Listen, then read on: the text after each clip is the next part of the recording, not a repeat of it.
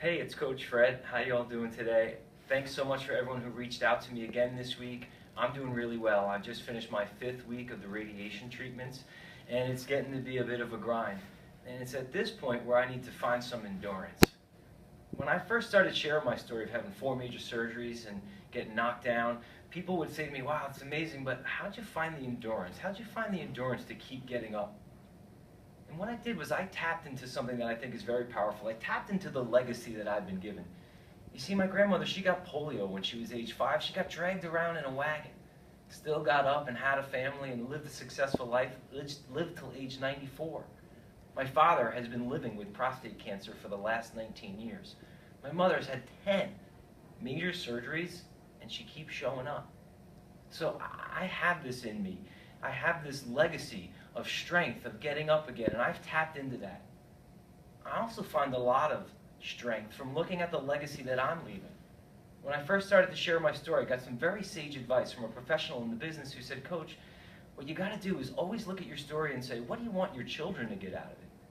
What do I want Sydney and Andrew to get out of my life, out of my story? And I find a lot of strength from being able to have an impact on them and know it's making a difference in their future. And I've always had a lot to fight for. I've got my wife, I've got my children, I've got the kids I coach, my clients, and I still hit rock bottom. And I wasn't able to get up again until I looked inside and said, you know what, Fred, not for anybody else, you got to do this for you. Because you're worth it. That self-worth, that gives me the most strength, the most endurance, is knowing that I'm worth it. I deserve it. I only have one life. You only have one life. You deserve it. When I first got cancer, 2 of my favorite people, my aunts out in Colorado, they sent me a book on Lance Armstrong's battle. And I was like embarrassed. I'm like, oh my God, I can't read this. What am I going to get from this? Lance Armstrong, I'm this lousy piece of garbage stuck on the couch. I never read the book. And it took me a couple of years to learn that even Lance Armstrong wasn't Lance Armstrong. He certainly wasn't when he was stuck on the couch fighting the cancer. It wasn't until after he got up.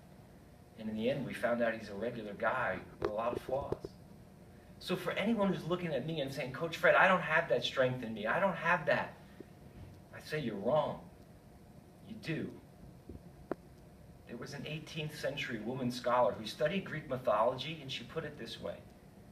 And in the end, we all have it in us to get up again and turn defeat into victory. I'm not special. I don't have something you all don't have. We all have it in us to get up again and turn defeat into victory. We just have to keep moving forward. I'm Coach Fred, and I want you to remember that when you're going to move a mountain, you first have to move the small stones.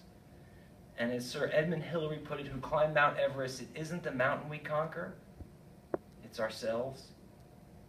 But to do that, we've got to have the right attitude. I'm Coach Fred. Keep showing up.